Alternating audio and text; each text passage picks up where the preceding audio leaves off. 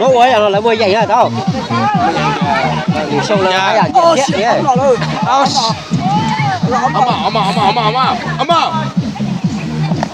Đây là bây giờ thôi bao nhịp lên rồi vừa xin rồi lấy chụp ảnh xin cho đâu.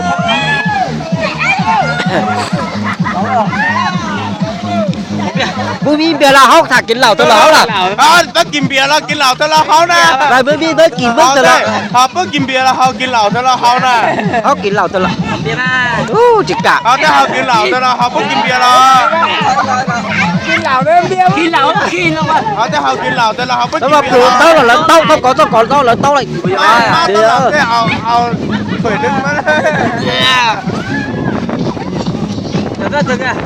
โอ้เขาจะเขาเพิ่งกินเบียร์ Tao chào họ, để tao chào tao ra. Để tao chào tới ra rồi. Bây giờ sao tao có đây rồi.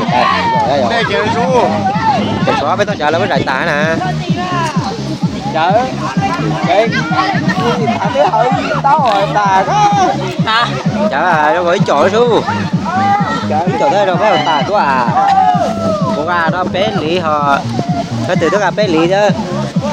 Sao bé học biết nhiều quá giúp nào nó cho gì nè. Ý chỗ này, và ta sẽ ý chỗ này. Sao? Còn bia vàng lúc nào tôi nói cầu kiệt su. Bia mà. Cầu kiệt. Bia mà lúc này là sao cho nó cho của tao là ít kiện đấy. Sao ta nó cho bỏ nó tới kiệt à? Đấy kiện. Chắc chắc cũng có chiếc kia. Chiếc kia lo được luôn.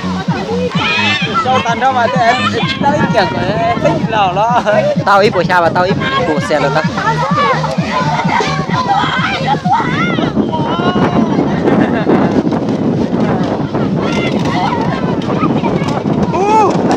nó khá lợi lắm việc này nó Ôi dồi, không có lúc điện để lóc cây rồi. Lúc điện đi, máy điện đi. Máy điện đi. Máy điện đi. không muốn của ta là muốn lắp thùa Ô là tàu đầu béo béo đi. Có thể nó lò chỉ lò à.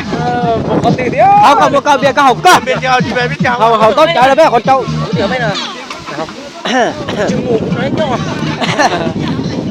Đây là đúng à? Ó té đi, giờ con lò. Ấy tí mà. Bây giờ tao nữa. cả tiền cái liều Biết tí nữa. Bây giờ có được rồi. Trừ con điện thì trả tiền mà phá. Hai à. là đã lâu rồi Dạ, đã lâu thì tới sửa cho con. Hai à. Đã lâu rồi đấy. ô chỉ cú lo gì á Cú lo đùa đó. À chỉ là giả thôi hả? Nó chỉ dầu xe dây bỏ ý chí nữa à. Các bạn, chọn sao à? nó sống Hai này trâu là. bạn nó sống này Ô, bác ơi, con chỉ có vậy rồi nha. là ra Thầu nó mà qua lời vậy do cho cá mùa đó xí mà lúc nào tôi chỉ nuôi tiền tiền. Ôi trời bông cú thế à, bông đã bảo rồi, nó xui rồi đó. Cho tôm lần từ kho xếp cơ, đó xí mà lúc nào giờ qua lời vậy. tôi quên về rồi Đó là Bỏ cho cú công. cho công của cho điện đã lâu cho xài u xí là tôi qua xí lời vậy. Lo lù là hai tiền về lên thải đâu mà giờ tới chợ đầu mũ nữa bên mong bên tiền giờ con điện nữa ô chuột tôi rồi là con điện mà mua ý xong giờ bếp của cháu cháu nữa thế cháu cháu chỉ nó sẽ cho mua ý nữa thế giờ nữa mà nữa là lò giải sắp đó lò cao lò cho được là cuối lò giải sắp này có thể nhớ xôm đi là xô đun ra giá tỏ sáu tỏ là chỉ là do tỏ đun ra sẽ nó mà đó cứ tin bao nhiêu số nào đó à Tết tôi đúng rồi nó tờ ma đó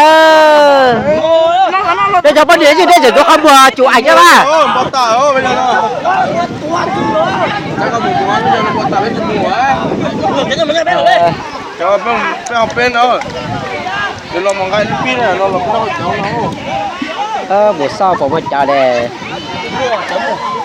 còn cho chơi tao thì tao lấy nó bia mà chỉ tao hào lo hay gì tao sắp đầu đấy thì mình bia chỉ tao hào thế cậu kép thế đây Ra là cái này Xin ra mà cháu ơi. Cậu kéo nó được ai cậu kéo à cậu kéo thế chỉ mà chỉ cho thôi giờ học cháu thế mà tóc cơ mà Cái chào con.